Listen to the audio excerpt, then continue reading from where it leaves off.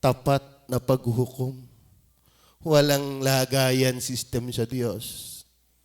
Walang suhulan system sa Diyos. Tapat ang Diyos. Kaya nga, anong aasahan mo pag inilapat na ng Diyos ang katarungan na wala ka kay Kristo? Patay ka. Kaya mabigat din pag-usapan yung ultimo yung pag-ibig ng Diyos. Bakit? Ang Diyos, He will love forever what is righteous. Kasi tayo, hanggat ninaliligtas, ang mahal naman natin, kalayawan. Kasi yun ang ating kalikasan. Maliwanag ko ba? Kaya tayo po dito, lagi may doktrinang pagtutuwid dito kasi tayo yung napapalibutan ng mga maling doktrina. Tama ba? Kahit nga minsan sa mga kasamahan natin, lagi ang emphasis tao Dapat makita natin na wala kang pwedeng puntahan kundi si Kristo. Wala kang pag-asa. Amen? Okay, number 2. The care actions of His love. The care. Alam niyo po, ang Diyos ay pag-ibig. Tama? At yan po yung kanyang... I'm sorry, ano? Sige. Hindi ko pala naibigay yung... Alam niyo, ang karakter ng kanyang pag-ibig, yan po yung eternal. Hindi ko pa naibigay, ano? Okay, pakibalik muna. Yan may na-rewind. Yan po ang karakter ng kanyang pag-ibig, eternal. Bakit ang Diyos ang pag-ibig na walang hanggan? Paano siya walang hanggan? Kaya tayo hindi pwede sabi hanggang sa langit may tagpuan din at doon hihintayin. Sabi sa lupa pala hiwalay na. Doon pa kaya sa langit. Di nga? Alam niyo ba yung kantahan yun? Ako, yung mga young people yan, hindi nakaka-relate. Kasi napapahinggan ko yun sa langit may tagpuan din. Alam niyo ba yung Sister Norma? Okay, Ninang Lina. At doon hihintayin itong bato sa buhangin. Kuya Boy, di ba? Alam mo yan? Kita ko nga kinakanta mo pa hanggang ngayon sa video okay. Hindi ka? God's love is eternal. So, ibig sabihin, ang kanyang pag-ibig hindi nagbabago. At ang kanyang pag-ibig na hindi nagbabagong yan ay sa kanyang bugtong na anak. Tama. Hindi ka pwede maging object. Bakit? Makasalanan ka. Kaya pumunta ka kay Kristo. Pag ikaw na kay Kristo, yung pag-ibig ng Diyos na kay Kristo, walang katapusan. Kaya ang pag-ibig niya sa iyo, walang katapusan. Bakit? Si Kristo lang ang matuwid. Maintindihan mo sana ito. At matanggap mo. Dahil kung hindi, impyerno ang iyong punta. Alam mo kayo tayo ay nagbabala-balaan-laan din Hindi. Amen? Ang mga anghel ngay silaw na silaw sa kabanalan ng Diyos, ikaw pa. Nang matakot ka. Amen? Okay. At saka ang kanyang pag-ibig ay banal at matuwid. Yan po ang karakter ng pag-ibig ng Diyos na hindi ko napansin agad. Hindi ko na po binuksan yung mga talataan. Actually, pwede niyong hingin yan sa amin, yung outline. Number 2, the care actions of His love. Siguro hanggang 4 na lang ito kasi nasabi ko na yung number 5 Ano? Kasi ganito, mga minamahal. Ang tunay yung pag-ibig ay hindi puro salita lamang. Tama ba? Pag si Joshua ay mayroong naibigan dito at hindi mo marunong magpaalam sa akin, hindi yan tunay na pag-ibig. Lalo't lalaki naman ang kanyang nakita. Tama ba? Kasi ang tunay yung pag-ibig, yan po hindi puro salita. Yan ay mas nakikita sa gawa. Alam niyo ba ang pag-ibig ng Diyos na hayag nung ibinigay niya ang kanyang bugtong na anak? Are you there? Ang pag-ibig ni Kristo ay nahayag nung ibigay niya ang kanyang buhay sa krus ng Kalbaryo at mamatay para sa atin. Are you there? Alam niyo mga kapatid, ganito Kung lalaliman pa natin sa Ezekiel chapter 30, Buksan nga natin ng konti. Ezekiel 36. Gusto ko kasing maintindihan yung theology, yung silip ng theology. Para hindi po tayo na mababaw yung silip, sa 36 verse, wala yung English na Bible.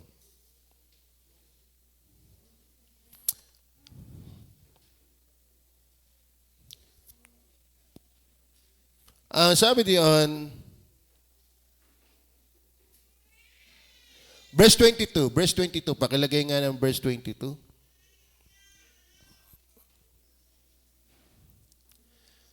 Kaya't sabihin mo sa sangbahayan ni Israel, ganito ang sabi ng Panginoong Diyos, hindi ko ginawa ito dahil sa inyo. Yung pagliligtas na ginagawa ng Diyos, hindi talaga ang dahilan ay Israel. Bakit? Ang Israel mismo makasalanan din. O sangbahay ni Israel, kundi dahil sa aking banal na pangalan. Bakit?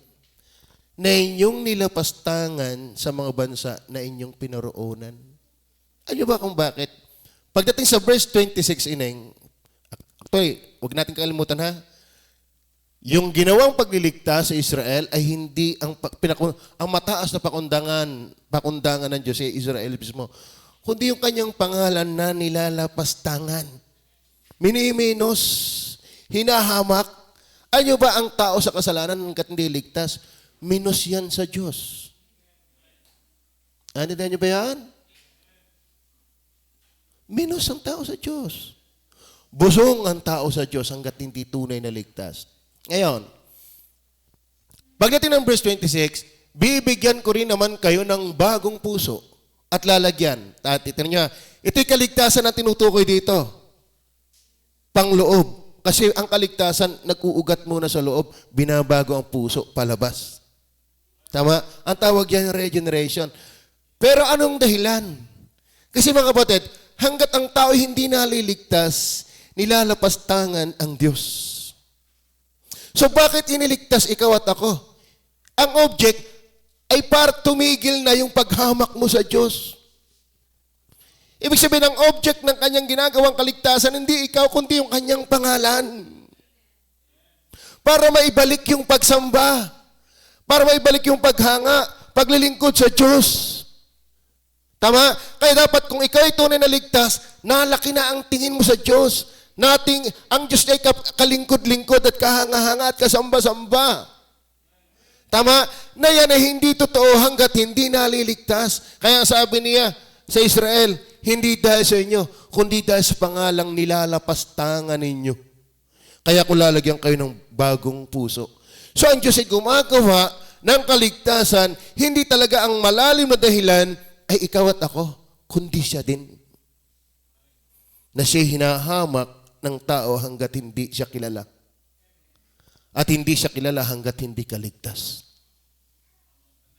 Tama ba? Kasi sana maintindihan natin, ang Diyos ay nagawa para din sa kanyang kaluwalhatian, hindi para sa iyo. Para maintindihan din pa natin yan. Colossians chapter 3. Tingnan nyo. Colossians chapter 3. Wala dito yung aking, chapter 1, English Bible. Sabi po diyan sa Colossians chapter 1, verse 16. For by Him were all things created that are in heaven and that are in earth, visible and invisible, whether they be thrones or dominions or principalities or powers, all things were created by Him and for Him. And for Him. Not for you, but for Him. Lahat ay nilikha para sa Kanya, hindi para sa atin. Kaya ang normal na buhay, para sa Kanya. Ang masayang buhay, para sa Kanya. Kaya ang buhay na masaya, nakasentro sa Diyos, hindi sa sarili. Naiintindihan nyo gayon? So, kaya ka iniligtas, Ang pinakamalalim doon ay para maibalik yung buhay na ang kamalayan ay ang Diyos ang mataas sa lahat. Sapagkat nung tayo hindi paligtas, puro sarili tayo. Tama? At hinahamak ang Diyos. Yun po yan. Ang iba hindi intindihan. Puro, maging ang pag-ibig nga ng Diyos, nakapabor lang sa Kanya eh. Oh, mahal na mahal ako ng Diyos. God, mahal na mahal ako ng Diyos. Hindi. Parang kung mamahalin, makasalanan ka. Minahal ka ng Diyos dahil kay Kristo. At kung hindi ka tatakbo kay Kristo, puot ng Diyos ang nasa iyo. Maliwanag ko ba? So, ang ultimate purpose, ultimate aim of your salvation is not for your glory, but for His glory. Tama. Hindi yung, kaya ang tunay na kaligtasan, nagpapababa, hindi nagpapayabang. Nagdadala sa paglilingkod, hindi para lumaki ang ulo. Tama ba?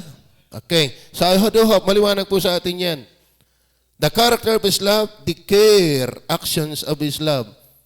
Kasi ang Diyos po ay dahil sa pag-ibig, pinatunayan niya ito. Pinatunayan niya ito. Nung ibigay niya ang kanyang bugtong na anak. Tama ba? Kaya ang pag-ibig po hindi puro salita. Yan ay gawa. Tama ba? Kaya sabi nga sa'yo, pag si Joshua umibig, puro lang salita, hindi ka man lang i-date, hindi ka man lang dalhin sa presensya ng mga magulang, hindi ka man lang dalhin sa presensya ng pastor, puro lang salita, hindi ka bigyan ng flowers, hindi ka man lang bigyan ng arinola, ano? Hindi totoo yun pag puro salita. Dapat may gawa. Tama ba? Kaya kayong mga babae dito, naubos na nga ang magaganda sa labas, narito na lahat sa loob. Wag naman kayong papayag na kayo nagkagine sa cellphone. Tama ba? Lalo't buhay pa naman ang tatay at ang inay. Papayag ba kayong hindi man lang nakilala ang tatay at inay nyo, kayo na? Paano pa yung pastor? Tama ba? Ay, anin ko si Michael, yan talaga eh. Kaya nabato ni Norma ay dumaan sa kanya. Di, biro ho, yan po ay napakabait niyan. Hanggang ngayon. Ewan ko lang bukas. Ano? Sabi ni Norma, wag sana magbago. Siyempre, ang bait din yan hanggang ngayon. Okay, bay, nakakadalwa na nagpaalam sa iyo. Sino ang magpapaalam para kay Leo? Si Tina Loy. So, ang Diyos po ay, yung kanyang pag-ibig ay may gawa. Minahal niya yung hindi ka mahal-mahal dahil kay Kristo. Tayo ba'y makasalanan? Totoo na hindi tayo kamahal-mahal. Hindi ho. Di ka kayo mga magulang, pag matigas ang ulo mo, parang nalilimutan mong mahal mo ng anak mo eh. Di ba? Kasi magkahalo. Alam mo, pag pinalo mo ang anak mo, hindi yun galit. Disiplina yun eh. Pag-ibig yun. Kasi yung tunay na pag-ibig, hindi konsentidor. Ngayon, kung hindi ka mahatak ng Diyos, I'm sorry for the term, idea, kasi theologically, wrong yun. Okay. Ang puntos ko, kapag anak ka ng Diyos, papaluin ka talaga at mababalik ka niya pag pinalo ka niya. Pero ang tao hindi ligtas, mga minamahal, may parusa kasi hindi siya konsentidor. Ang anak nga niya, pinapalo niya kasi hindi siya konsentidor. Tama? Kaya doon pa lang makikita mo, ang Kristiyano nagkakamali pa eh. Bakit? May pamamalo ang Diyos di nagkakamali pa nga. Tama? Kaso lang, kinakastigo tayo ng Panginoon. Pero ang unbeliever, impyerno yun. Kasi ang Diyos ay banal. Mahal niya ang katuwiran. Maliwanag ko ba? Hindi ko na po uubusin din yan. May talatahan po dyan. Pakidisplay nila doon sa mga naghahanap ng talata. At ang kanyang pag-ibig po hindi nawawala. Then number 3. Number 1, the character of His love. The care, actions of His love. Then the compass of His love. Pag sinabi pong kompas, yung saklaw, isa sa kahulugan yung kompas, hindi po yung pambilog. Scope. Ano sabi ng John 3:16? For God so loved the world. Amen? Tayo, ang pag-ibig natin sa boundary lang ng ating sarili at ng family. At saka mahal lang natin yung mahal tayo. Tama ba? Pero ang Diyos minahal yung hindi ka mahal-mahal dahil kay Kristo. Ano sa totoo na? Ang Diyos ang gumawa ng dahilan para tayo ay mahalin. Kung hindi siya gagawa ng dahilan para tayo mahalin, hindi tayo kamahal-mahal. Sino ang ginawa niyang dahilan? Ang Panginoon. Diyos na nagkatawang tao. Nabuhay ng walang kasalanan para sa makasalanan. Kaya si Kristo ang kinamuhian ng Diyos nung kunin niya ang ating kasalanan. Pero tayo tinanggap ng Diyos dahil inilagay naman sa atin ang kanyang katwiran. Kaya tayo ay naging kamahal-mahal dahil ginawa, yung kinalulugdan ng Diyos, ang Panginoong Hesus, ay naging sa atin. Yung atin namang kasalanan na kinamumuhian ng Diyos, inilagay sa Kanya. Naintindihan niyo ba yan? Kasi ang Panginoong Hesus may walang kasalanan. Paano siya papatay at papaparusaan ng Diyos? Wala naman siyang kasalanan. Pinatay siya at pinarusahan ng Ama dahil lang iyo at aking kasalanan. Tama ba? Ngayon, para naman tayo matanggap ng Ama na makasalanan, yung katwirang ginawa ni Kristo'y inilagay sa atin. So kung hindi kay Kristong katwiran, hindi tayo kamahal-mahal.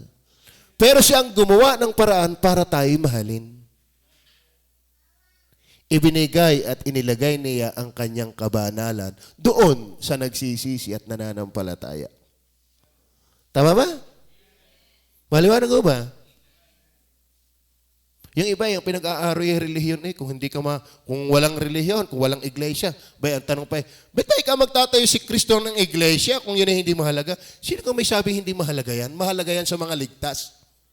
Pero hindi yan mahalaga para maging tagapagligtas. Dahil si Kristo lang ang tagapagligtas. Pero ang saklaw ng kanyang pagliligtas, ng kanyang pagmamahal, ay hindi nakakonfine sa Israel lang, kundi sa buong mundo. Ano bang ibig sabihin ng John 3:16? Hindi ang idea ay ito. Na para bagang lahat ay inaasahan ng Diyos na maliligtas. Kundi minahal ng Diyos hindi lang Israel. Maraming bansa, marami diyang hinirang. Are you with me? Dahil kung ang pag-ibig ho ng Diyos gusto lahat, bakit hindi mangyayari? Naintindihan niyo ba gayon? Out of nothing, sabi niya magkaroon ng lupa, nagkalupa. Out of nothing, magkaroon ng tubig, walang tubig, nagkaroon ng tubig. Ikaw pa kayang naandyan ka na kung sabihin niyang ililigtas kita, ba't hindi mangyayari? Tama ba? Pero salamat, mayroon talagang siyang itinalaga para maligtas. At hindi Israel lang. Patunayan natin sa Revelation, Acts muna, Acts 17 verse 25. Neither is worship with men's hands as though he needed anything, seeing he gave it to all life. Tanin niyo ha, hindi naman Israelita lang ang binibigyan ng buhay, lahat. Tama? Meron pong tinatawag na natural and special love. Lahat po ay sinisikatan ng araw. Tama ba? Lahat ay pinauulanan, matuwid man o masama. Pero hindi lahat po ay nakakilala sa Diyos. Tama ba? Hindi ho lahat ay nakatalagang maligtas. Yan po ang katotohanan niya. Tingnan niyo po sa Revelation chapter 5. Ano pa yung talata natin? Yeah, verse 9. Tingnan niyo ha. And they sang a new song, saying, Thou art worthy to take the book, and to open the seals thereof. For thou wast slain, and hast redeemed us to God by thy blood of every kindred, and tongue, and people, and nation, and every kindred, tongue, people, and nation. Hindi nakakonfine sa Israel lang. Maraming naligtas sa Pilipinas. Kasama na ba kayo doon? Maraming naligtas sa Korea. Maraming naligtas sa Japan. Maraming naligtas sa Amerika. Different nations, maraming maliligtas. Pero hindi lahat. Are you with me? Dahil kung talagang lahat maliligtas, walang laman ang impyerno ngayon. Ang tanong, bigo ba ang Diyos sa kanila? Hindi. Kasi ang Diyos ay banal, hindi siya obligadong mahalin ka. Wala pong katungkulan ang Diyos, tatandaan niyo po. He loves because He loves. Siya'y nagmahal dahil siya'y nagmahal. At siya pa ang gumawa ng dahilan pag sasalalayan ng kanyang pag-ibig at hindi ikaw yon. Si Kristo yon. Maliwanag ho ba yon? Kaya po ang maligtas ay habag at biyaya ng Panginoon. Ikaw man ay dumakot ng buhangin, dumakot ka ng buhangin sa dagat, yun ba'y ipon lahat? Kaya maganda pag nadakot, ikaw yun na andoon, ano? Yung hindi nalaglag. Out of many people, salamat, nadampot ka ng biyaya ng Diyos. Tama ba? Kaya mga kapatid, hindi ho biyayang ikaw ay, hindi ho simple at hindi hamak na katotohanan yung alaman mong ikaw ay naligtas. At yan ay dahil ng pag-ibig ng Diyos sa kanyang kaluwalhatian na ayaw niyang hamakin mo ito habang buhay. Kaya gumawa ang Diyos ng dahilan para ikay mahalin at yan ay na kay Kristo. Tama? Nailapat ng Diyos ang kanyang kabanalan at katwiran dahil may Diyos na nagkatawang tao. Kasi kung siya Diyos lang, paano may bibigay ang katwiran at kabanalan sa tao? Ay siya Espiritu lang. So kinakailangan niyang magkaroon ng laman para yung laman na kanyang ililigtas ay maibigay yung kabanalan ng Diyos na nasa laman kay Kristo. Tama? At yung kasalanan mo ay maparusahan naman sa laman ni Kristo. Nagkaroon ng palitan. Ang kabanalan niya sa atin, yung kasalanan natin sa Kanya. Siya ang Diyos ang gumawa ng dahilan para ikaw ay mahalin. Para ikaw ay tanggapin. At kasamahin sa walang hanggan. Yan ay ang Diyos na banal na nagkatawang tao. Kaya walang ebanghelyo kung walang Diyos na nagkatawang tao. At walang kaligtasan kung walang Diyos na nagkatawang tao. Paano ka aasa sa relihiyon para maligtas? Taong-tao yan. Tama? At makasalanan yan. Maliwanag ho ba? Okay, the compass, and then number 4, the changing power of His love. The changing power of His love. Mga kapatid, ang tunay na pag-ibig, nagbabago. Nakapagbabago. Ako may pinsan eh. Ang tao pa, hindi ko nasasabihin ng pangalan, pero yon ay inalyasan ng bagyas, nung lumaki, binagyas. Alam niyo ba ang ibig sabihin ng bagyas? Kuya Marvin, alam mo. Actually, dyan sa istasyon, meron dyan pangalan Jesus. Bata. Ewan kung bakit ipinangalan Jesus. Parang asahan ni Sister Nora. Si Jesus, kailangan niya si Jesus. Pero niyo ba nang lumaki yun, ang tawag ay Judas? Opo. Yun po'y kabarkada ni Kuya Mar. Kilala niyo ba si Kuya Mar, yung magagawa ng sapatos? Yun si Kuya Mar, yun hindi yung naging kuto. Lagi ng Kuya Mar. Matagal na Kuya Mar pa rin eh. Yan po ay, doon ko lang nalaman, ang pangalan pala nila talaga ay Jesus. Pero niyo ba, ang tawag sa kanya ay Judas? At alam niyo ba, malagim ang kanyang kamatayan? Malagim. Kasi doon sa istasyon, kaya kinatatakutan noon ng istasyon, kung alam nyo, yung istasyon, yang si Judas na yan, ang nangungursunada lagi. Uso naman yung mga siga-siga noon eh. Pero pangalan niya, Jesus. Yung aking pinsan, Bagyas. Abay, napaibig sa babae, ang pangalay, Baby. Ang ganda, maputi. Bisaya. 7 nga ang anak. Kambal, may 2 lalaki. Ayun ba yung Bagyas na bago ng umibig? Pantao. Naging responsable sa kanyang mga anak, gano'n. Kaso lang, narat-rat, napatay. Kasi ang trabaho ay magwiwiting. May tinuga.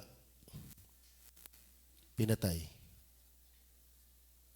Binaril sa paa, sumubsob, binaril ang likod, inihiga pa, nirat-rat ang dibdib. Talagang walang buhay. Sabi pa naman ang kanyang ina yung kakanghilin eh.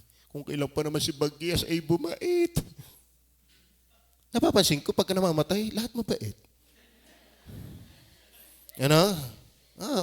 Walang hindi namamatay na hindi nabait. Pero kami nga doon eh. Nung umibig na bago. Alam mo kung talaga inibig ka ng Diyos, mababago ka. Kaya halata mo yung nadatnga ng pag-ibig, nababago. Naintindihan niyo ba yan? Tingnan niyo po ang 1 John chapter 4. Doon muna tayo sa Deuteronomy 30 verse 6. Kasi napakamakapangyarihan ng pag-ibig ng Diyos para hindi ka mabago. Tama ba? And the Lord thy God will circumcise thine heart. Ano po, ang tawag po sa circumcise sa lalaki, pagtutuli. Yan po ay tipo ng pag-aalis ng dumi ng puso. O mula sa pagiging bato gagawing laman. Binabago ng pag-ibig ng Diyos ang puso ng tao. Ngayon, ano mangyayari pagka ang tao dahil sa pag-ibig ng Diyos ay tinuli ang puso? And the heart of thy seed. Why? For what reason? To love the Lord thy God. Ibig sabihin pala mga kapatid, ang pag-ibig ng Diyos, pag naranasan talaga ng tao sa kaligtasan, ang balik nito'y mamahalin mo yung nagligtas sa'yo. Are you with me? Love begets love. Tama ba? Tama ba? Kaya hindi ho pwedeng hindi pwedeng ikaw ay naligtas pero wala kang pakialam sa Diyos. Hindi pwede ganun. Sa pantao nga pag ikaw ay minahal, may nagmamahal ka rin. Pag ikaw ay binigyan, nagbibigay ka rin. Pag ikaw sinuntok, sinusuntok mo rin. Di ka? Kaya kung ikaw ay minahal ka ng Diyos, imposibleng wala kang pakialam sa Diyos. Yan po ang totoo niyan. Basahin po natin ang 1 John chapter, yung binanggit natin dyan. 1 John chapter 4, verse 19. Tingnan niyo po ang sabi. We love Him. Why? Because He first loved us. Kaya pala minamahal natin ang Diyos kasi una siyang nagmahal. Ibig sabihin mga kapatid, ang pag-ibig ng Diyos, kung talagang naranasan ng tao yung kaligtasan, yan ay magdadala sa iyo para mahalin siya. Ayan, tanong po, yan ba'y totoo sa inyo sa nagsasabing ligtas na? Tama ho ba? Pambihira. Yung ang bawal na pag-ibig, hindi ka mapigilan. Ba't ito legal? Ang dali mong pigilan. Tama ba? Tama ba? Alam mo, kung ang tao, yung sojing ngayon, pinangangalandakan, lalaki sa lalaki, kung ipagbulgara nila, bakit naman pag-ibig mo sa Diyos, hindi makita? Tama ba? Opo. Ngayon, hindi na nahiya, babae sa babae, live-in. Nagsasama. Para may anak, hindi nag-aampon. Lalaki sa lalaki, nagsasama. Para may anak, nag-aampon. Pero bawal yon. Bet ikaw naman, mahal mo ang Diyos, nag-ugnay kayo sa inyong pag-ibig, dapat nababago yun. May pagbabago yon. Amen. Sa pantalata, Ephesians chapter 5, verse 1 and 2.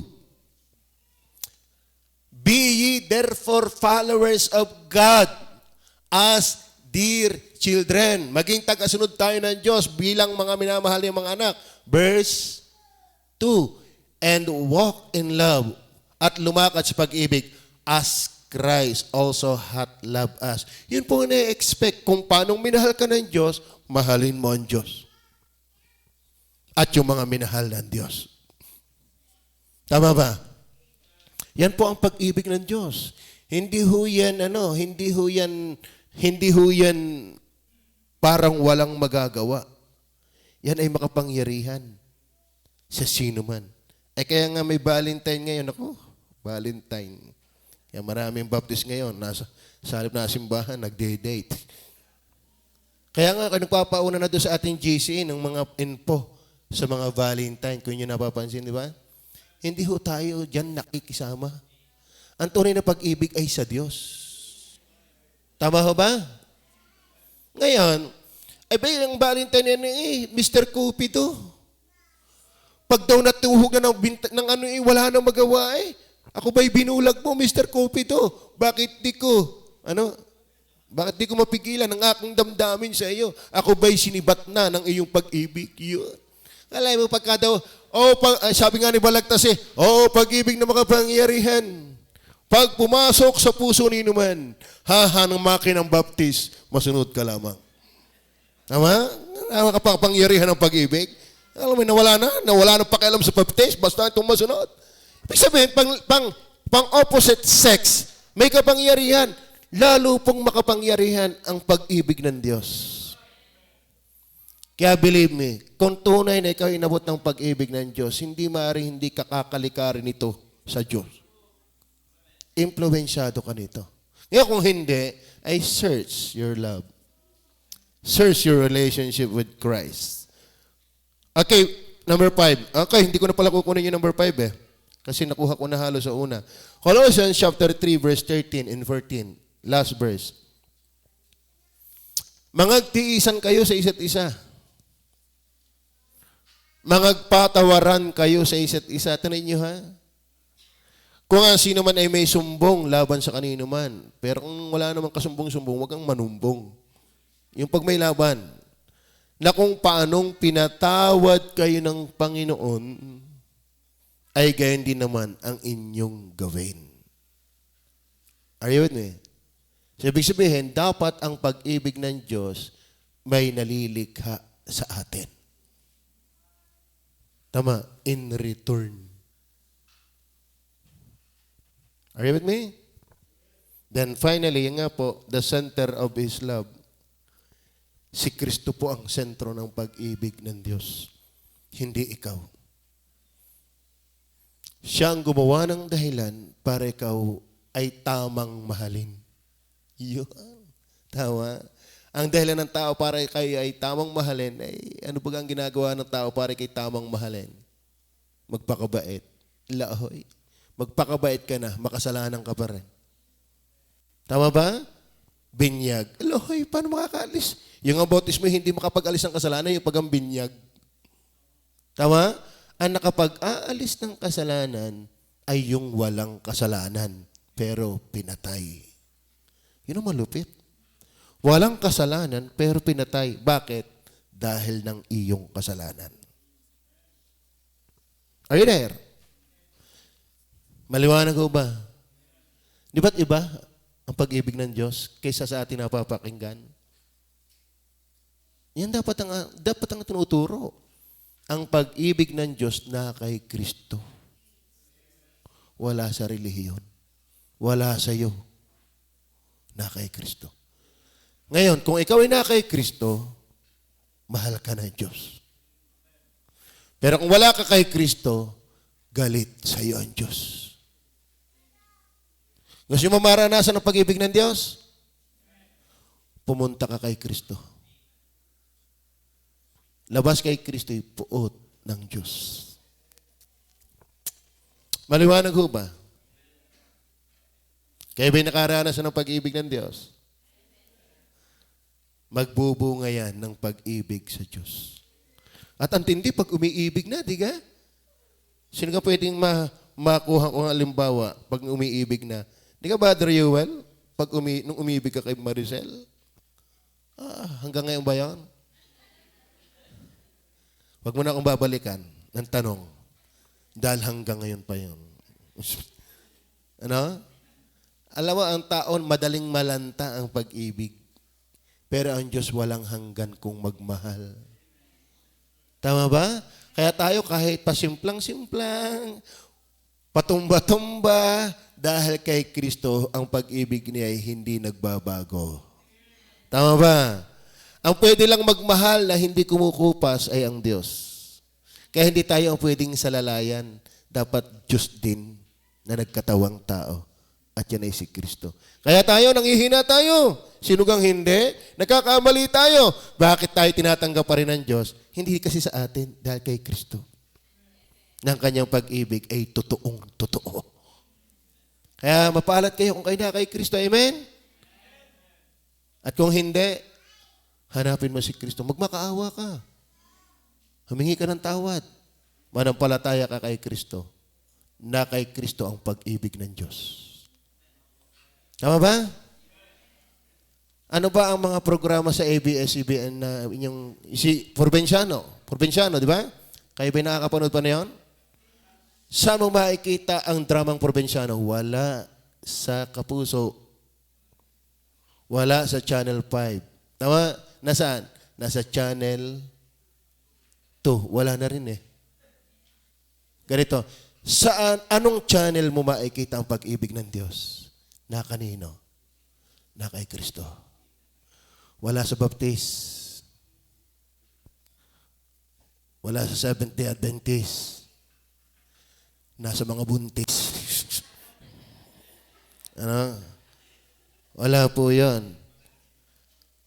Kung gusto mong makita ang Provinciano, Channel 2. Kung gusto mong makita ang pag-ibig ng Diyos, na kay Kristo. Walang ibang channel. Si Kristo lang. Tama ba? Wala sa channel ng relihiyon. Wala sa channel ng government. Wala sa channel ng schools. Wala sa channel ng kautusan. Wala sa channel ng binyag. Wala sa channel ng paggawa ng mabuti. Na kay Kristo lang ang Provinciano. Tama ba? Maliwanag ho ba? Kaya huwag mong hahanapin sa akin yan. Ako'y minahal din lang. Si Kristo ang nagmamahal. Tama ba? Wala ni isa sa amin yan. Tayong lahat na nandito'y bunga ng kanyang pagmamahal. Hindi tayo ang source. Tayo'y nakinabang. Si Kristo ang source. Kaya kung gusto makita ang Provinciano, kung sa TV, Channel 2. Kung gusto mong makita ang pag-ibig, pagbabago at kaligtasan, na kay Kristo. Lamang. Amen. Sabi manalangin. Mapagpanala naming Diyos sa langit, salamat po. Napakabuti mo, Panginoon. Wala kang pwedeng makitang dahilan para kami mahalin. Dahil ikaw ay banal. Ikaw ang gumawa ng dahilan para mailapat mo ang iyong banal na pag-ibig. Kinakailangang merong Diyos na maging tao, nagkatawang tao. Siya ang naglagay ng kabanalan ng Diyos, kalikasan ng Diyos sa makasalanan sa pananampalataya. At siya yung namatay sa kanang amin sapagkat kinuha niya ang kasalanan namin. Hindi ka na ho compromiser sa iyong kabanalan nung kami iyong inibig. Dahil kami naging kaibig-ibig sa iyo dahil ang kabanalan na mayroon kay Kristo na aming Panginoon. Salamat kay Kristo na siyang naging tanging dahilan para ang iyong kabanalan ay mailapat sa amin at kami maging kaibig-ibig sa iyo. Salamat, Panginoon. Sana po ito'y nakaabot sa kaunawaan ng marami sa tulong ng banal na Espiritu. Sapagkat labas kay Kristo ay galit at puot ng Diyos. Pagpalaan niyo po ang bawat isa. Sa pangalan ng Panginoong Jesus. Amen. God bless you. Salamat sa pag-ibig.